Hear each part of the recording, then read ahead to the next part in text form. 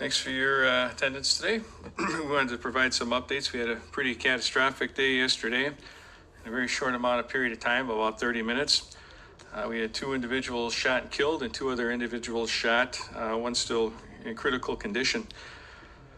We want to start by offering condolences to the family of Azim Holmes, a 20-year-old Fargo resident who was killed in a 50 block of Broadway yesterday at about 1:56 a.m. And the family of Elijah Hughes, a 21-year-old Fargo resident who was also shot and killed about 2:26 a.m. yesterday in the 4700 block of 16th Avenue South. The 2 additional shooting victims, 21 and 23-year-old Fargo residents, we are not releasing their names, not only to protect their safety, but the integrity of the investigation, and we'll explain here a little more about that. What we can tell our community at this time, and there is still a lot of active pieces going on as we speak, but our team has identified that these 2 incidents, the homicide shooting and the homicide on 16th Avenue, are part of an ongoing feud between 2 groups of individuals. This appears to be going on for some time. We don't know the motive behind the feud, but it's obviously escalated. For some time, since July, our PD team has been placing additional officers on overtime in our downtown corridor through bar closing, and this has been very significant. Since that time, we've made a lot of arrests, including gun arrests, because of the additional saturation, and in some cases, even with our partners, we've done a traffic safety and had highway patrol and others involved in that, so that's gone very well. But our folks were actually out there when this happened at 1:56 a.m. They were right in the block, and they heard the shots. They were the first there to provide immediate life-saving care to all 3 victims. Unfortunately, Mr. Holmes did not survive.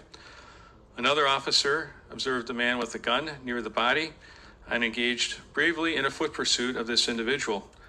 That person jumped into a random vehicle, which fled the scene. Another officer initiated a pursuit of that vehicle, which led our folks into Island Park, where the subject jumped out of the moving vehicle and fled on foot.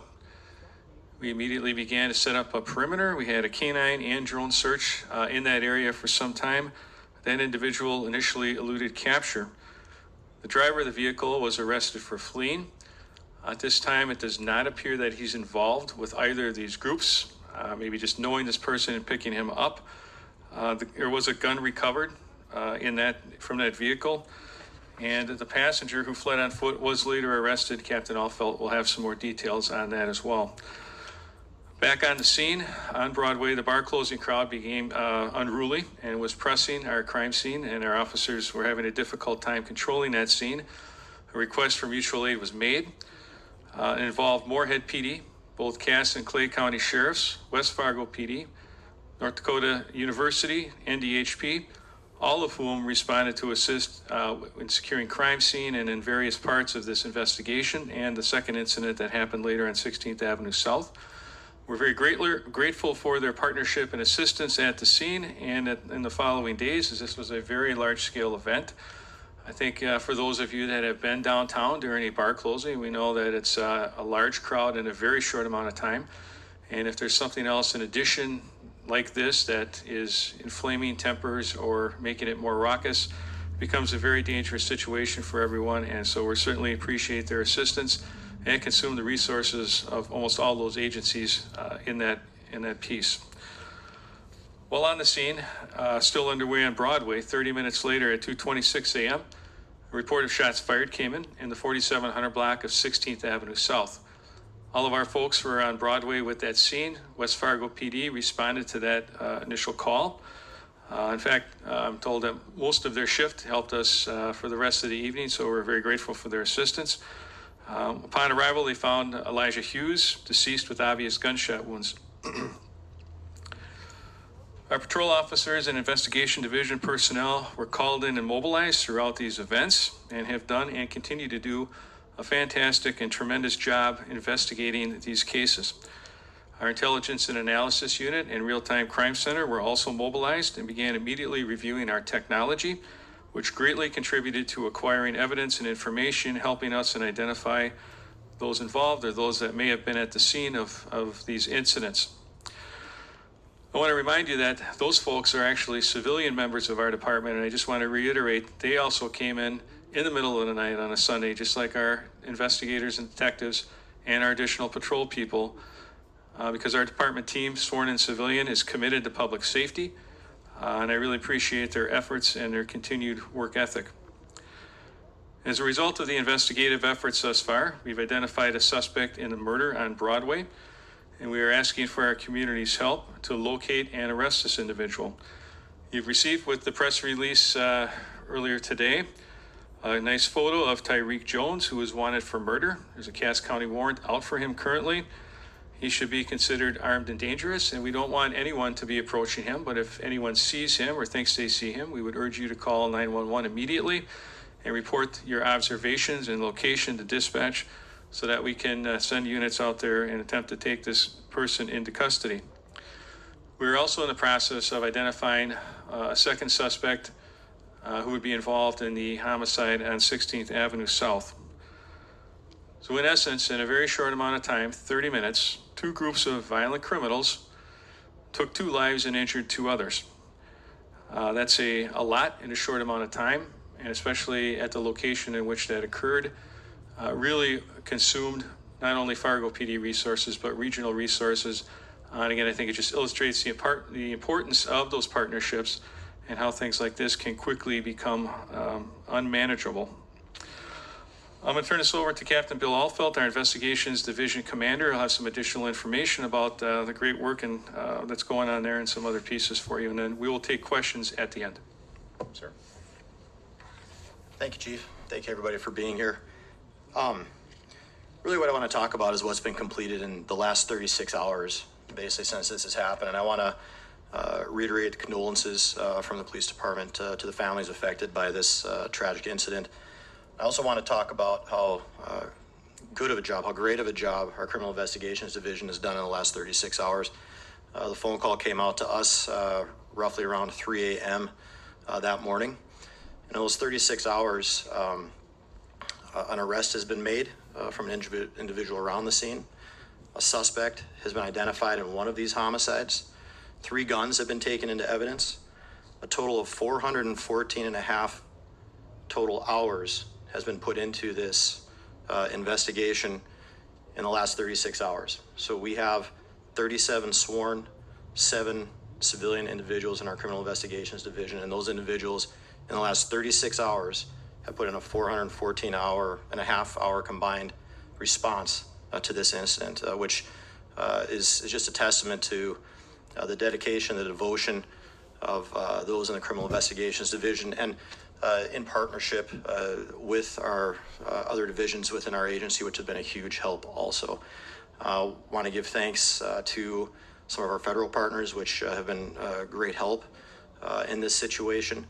Our Cass County State's Attorney's Office, which has helped us with arrest warrants and search warrants, and partners within our community, especially in the downtown area, which have been a great help with this investigation. I want to reiterate what the chief talked about with our Real-Time Crime Center.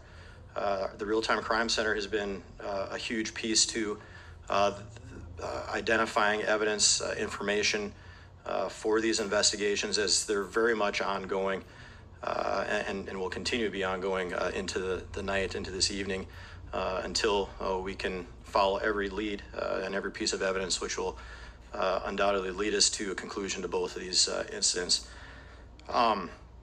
Also, our Gun Crime Intelligence Center, we're in partnership with the ATF, with our NIBIN machine, National Integrated Ballistic Information Network. We're able to take gun evidence from these scenes and hopefully tie them to other incidents involved here within the city. So what I really wanted to reiterate today was the great job that has been going on here at the Fargo Police Department for the last 36 hours, and that we can assure you will continue to go on as we continue to further this investigation. Yeah, okay, I'm sorry, Ken, there was an individual who was arrested that the chief talked about with this fleeing incident from the scene. He was identified with a weapon in that scene. Officers identified him right away going into a vehicle as it fled. That vehicle was pursued for a short period of time. Individual fled from that vehicle. Initially was not caught, but later in the morning was. His name is Kenji Moses. and he was arrested for probation violations and taken to Cass County Jail, where he still is being held. We're working with the Cass County State's Attorney's Office to develop charges further past that probation violation. So I appreciate the reminder on that, Chief. That was the individual who fled from the scene. I think we're happy to take questions. I just want to reiterate before I get to that. There are multiple individuals involved in these groups. So there are a lot of things in play right now. Our folks are extremely busy and will continue to be very busy on these two cases for the current upcoming days, weeks, etc. as we put those pieces together. We hope to have information hopefully by tomorrow. If we're able to get the identification on the other suspects, we can push that out to the community as well. We're still working in regards to that, and we're happy to take questions.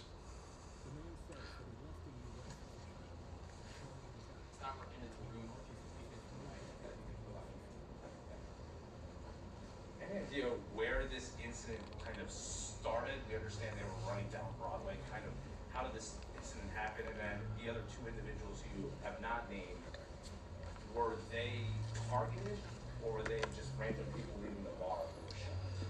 Okay, so the incident occurred in the 50 block of Broadway, started on the sidewalk and moved into the parking area between District 64 and Fort Knox.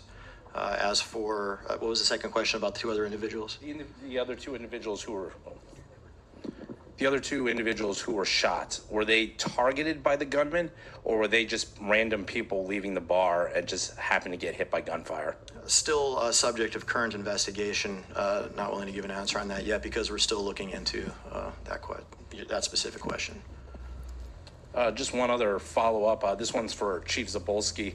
Talked about all the civilians who've come in to help the detectives.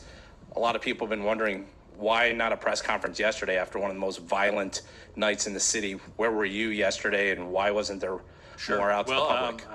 As everyone else was, I was off. However, there was no information to provide until we were able to identify the suspect later in the day, and then we immediately pushed that out to our community. So other than the initial statements in terms of what we were doing, there was no other information to provide the community. Today we have some substantive things to tell them. Hopefully we'll have more tomorrow. But keep in mind, this is not a TV show. This is real life with real people. We have to follow our investigative leads. We have to follow the law. We have to apply for search warrants. We have to do things by the book, which takes significant time. And everyone came in at 3 a.m. to start this. So I think in terms of all of that, we have done a tremendous job. The community has been informed and continues to be well informed. And now we're asking for their assistance in locating this individual, and we appreciate their continued support. This is for you, Captain Alfeld. So just for clarification, are there two different suspects in these shootings? Again, that's part of an ongoing investigation, but we're looking at multiple possibilities between these two incidents of what might have occurred. The individual that we've released as arrestable, has an open warrant for his arrest for homicide during the District 64 incident. Our evidence has led us to him as that suspect. We're still looking at a lot of different possibilities on the other situation. One thing I wanted to add on with all the work that's been done in the last 36 hours, six search warrants have been written for a multitude of different things throughout that morning into yesterday, and continue to be written for searches for everything from technology to vehicles to dwellings. So just a lot of active work going on here and a lot of active leads to follow. For the chief, you mentioned about in your opening comment about downtown, the bars getting out, and with people with an active scene going, that things got unruly. Explain. Can you paint that picture for us? Sure. Well, I mean, it's bar close, and so who's been downtown at bar close? No one? Okay, a couple. All right, I got one honest person in the back. So we have, and we've talked about this many times with our downtown situation. It's a great entertainment venue, but at bar close, all the doors open at one time, and hundreds, if not thousands of people are flushing out onto a relatively small area, Broadway, right? And the adjoining streets, trying to get to their cars or what have you. And sometimes things that start in the bars carry out now into the street and get out of hand. So you've got a lot of people who have been consuming alcohol for maybe a period of time, and now we've got a shooting with several victims. As you can imagine, there's probably people in that crowd that know the victims. They maybe know the people involved. Those various groups start to maybe go at it, and in either event, people want to get to the victims while we're trying to secure the scene, provide first aid, maintain evidence, all that kind of stuff. And so it's really just becomes unmanageable, and that's exactly what was happening, and resulted in the mutual aid request, which was absolutely necessary. And had we not, I think, had that assistance, I don't know if we could have held that scene, because there's just too many people.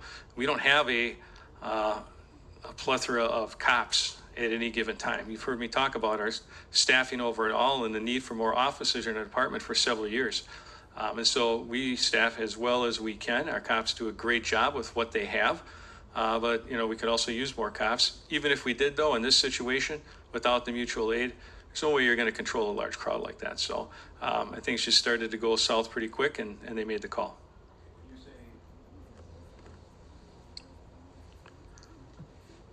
When you say going south, was there a risk of the scene being compromised? Or Yes. being injured? Yes. And one more, a couple of years ago, lights flashing. A couple of years ago, I asked you about a couple shootings that happened, and your answer was, we can stop this when we get rid of all the illegal guns on the street. The guns that were confiscated in this situation, were they legal, illegal? That's still part of the ongoing investigation. When we take these guns into evidence, as I said, we took 3 into evidence. There's a process that we run them through with our Gun Crime Intelligence Center, not only running spent shell casings, but also doing traces of the guns where they might have come from. This happening on a Sunday, that takes a little bit longer because certain entities that we run that through are closed for that day. So still part of an ongoing investigation, but I can assure you something that we're looking at. And I guess certainly the guy that got arrested with the gun that fled in the car is a felon. So that's an illegal gun that he was in possession of. And I think as the investigation continues to unfold, you will see more illegal gun usage as this comes together. But yes. Chief Captain Bobby Fowler at iNewZ Live. I just want to ask quickly, you've been kind of mentioning that groups of individuals involved in these, if they've been known to each other. Was this gang related?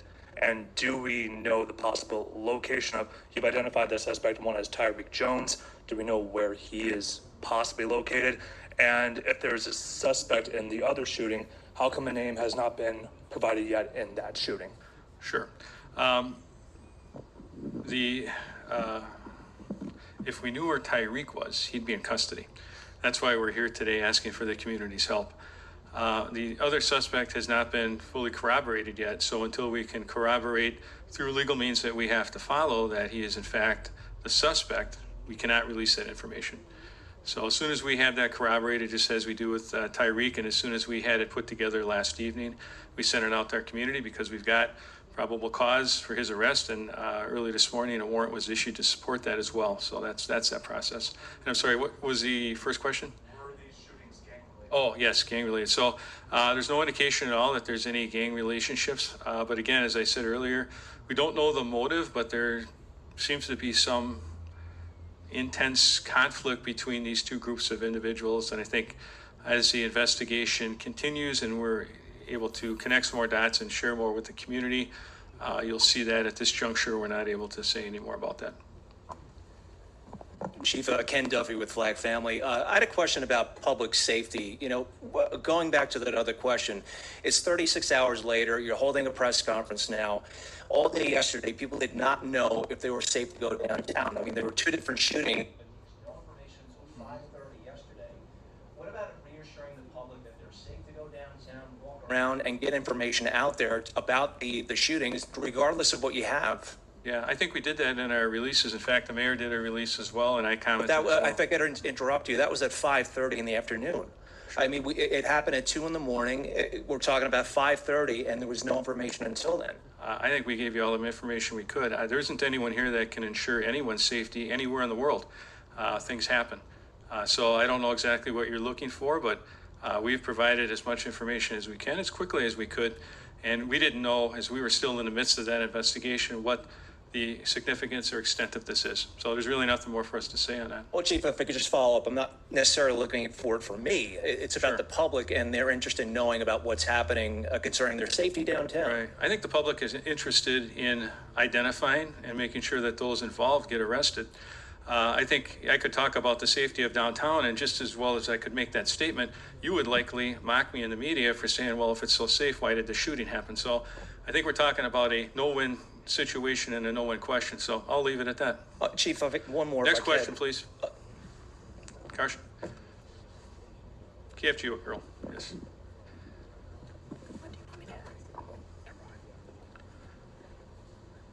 Any other substantive questions? Yes, sir. You may have already answered this, but are the incidents related? Yes, they are. They are. We believe they are related. Yes. Okay, and so, do we know what the beef is about? And you may have, when you said motive Yeah, earlier, we I don't know. Do we know don't what the know beef? the motive. We don't know that part yet. Okay, and following up a little bit on what he was asking, what's your message to the public when they are concerned about the perception of Fargo being unsafe, or the perception of downtown? Well, my being answer is unsafe? this. How many homicides did we have before yesterday? Can anyone tell me that answer? None. There you go. We had 0. Our last homicide was December 4th of 2024. So that's 8 months of no homicides. I never saw a report on that anywhere. But there's still a perception, especially in certain areas of town, that people aren't safe. In fact, how many shootings have we had this year up until Sunday? 1. And that was late July. And then we had the incident yesterday. So for 7 to 8 months, we've had no person shot and we've had no persons murdered. That's extremely safe. But we have a catastrophic event yesterday. And so you can't apply one catastrophic day to an overall safety of a community. This community is extremely safe. For a city this size, extremely safe. But we do have incidents just like every city does. And yesterday was a very bad day in terms of violent crime. What I think the good news on that is we're starting to put those pieces together. We know that it involves 2 groups of individuals who we will work through to identify. Everyone and anyone that is involved will be arrested and charged as appropriate. We're not going to leave any holes uncovered on any of that. And we'll continue to take a very aggressive approach to the investigation and send it over to the prosecutor for charges. That's the very best that we can do. And in terms of community safety, this is a very safe city, but I know people have a perception that there are other issues. So we've talked about that a lot, even at our crime press conferences. Our crime is down overall. Last year, 6.8%, down slightly the year before. It's down so far this year. So I can give you that all day long, but I can't change your perception unless you're willing to consume the facts and change your cognition of that information, right? So again, it's a question of, we could debate that all day. And so I try to stick with, here's the factual information, here's my opinion in terms of safety, go from there. Yes, sir. Do we, Chief, maybe clarify this, I think that's what the press wants. So if we have an active shooter, if you have an active shooter somewhere, you have people Absolutely, shelter in place. If you're having people shelter in place, then what do you put out? You put out a notice that they can move around. They're never a bridge alert. But if yeah. the scene is there and the shooter's gone, basically by 7 o'clock in the morning, the suspect's cleared the area. Normally our protocols, we wouldn't put out any notice because of that. It's a cleared zone. So unless there's a quote shelter in place, then you have to wait for then somebody to say, okay, now you don't have to shelter in place. So I don't know what the press is excited about. It was a scene and action happened and we're investigating it right now. It's safe to go downtown. Sunday there was activities going on. Everybody was downtown doing stuff. I think what the press has to remember is downtown's a neighborhood. It's a neighborhood. People are going to be up and about. They're going to be walking their dogs in the morning. They're going to be doing stuff. Mr. Mayor, why So- is nobody on the scene to tell us that? I'd let Chief answer. We go through the communications team, we put out a statement, and we did that. So, sorry, I can't answer it any better. Yes, sir, Matt? Oh, I'm sorry, Tasha, yes. Sorry, I have just a few questions about the suspect. Have you ruled out the possibility that he could be the suspect in this second homicide? We're not able to comment on that right now. Okay. Are you aware of any connection that the suspect had with Westwood Estates? the apartment complex where the second homicide. No. Okay. And then the last one is that suspect had a previous charge. Last year, he was charged with he's charged with terrorizing. He was accused of holding two people up at gunpoint. That was reduced to a misdemeanor, and he was on a year of supervised probation. He's currently on supervised probation. Are you frustrated that with the kind of pleading down that charge happened for that incident? Well, we've had a number of these situations lately. I think we might have discussed that, and that's an issue to address, I guess, either with the prosecutor's office or with the judges. But we have had a lot of instances. Even the guy that got arrested with the gun's a felon, and so I think there is still an issue with accountability in the criminal justice system here in North Dakota. I don't think that some of these violent people are getting sufficient sentences. They're getting out too soon. In some instances, they're dropped in even without supervision. So much larger issue beyond our control. And unfortunately, we're the ones that have to deal with the outcome of those decisions and our community as well. Okay. Yes, Two sir. questions. Last question, Matt. Yeah, I have two questions here. One, you mentioned the number of shootings, number of homicides. However, you classify shots fired as a different category. How many of those have we had? Because some may consider them just as dangerous. Just because they missed doesn't mean they're any less serious. But the Well, they're not always classification. shooting at someone, but yes. So shots fired is shooting at a car, a house, something like that. Those numbers have actually, last year were significantly down, and this year on a similar track. So again, we've had very little gun violence this year compared to other years. Yeah, we're in a good shape there. And the other thing is on those, I don't have the exact number, but it's on our website. You could go there and check. We post them every month, and you'll see, because I was just looking at it the other day, in the shots fired category, we have nearly 50% of those cleared by arrest. So again, a tribute to our technology, the NIBIN system and investigative efforts, is those crimes aren't always cleared because they're often difficult. You know, someone fires off some guns or a gun and there's casings and evidence left, or something is struck. We don't always have witnesses, so those are difficult cases to clear. So from that perspective, I think we're also doing outstanding from a crime clearance perspective. And I guess the other question is kind of, I know we've touched on this a few times now, just, you know, kind of, here we are 36 hours later. I mean, 5 people were shot in Minneapolis. A couple months ago, their police chief's out at 1 a.m. Not with the case solved, but just telling the public what's going on behind the scenes, what the department, as a leader of this community, don't you feel the public should see you and hear from you a lot sooner than 36 hours? Not always possible, Matt, Why is that All not right. possible? because we all have off days, don't we? Or do you think I should work 24/7? I was off yesterday. I came in Well, that's and then coached softball. Congratulations. All right. Any other questions? Thank you, everyone. Have a great day.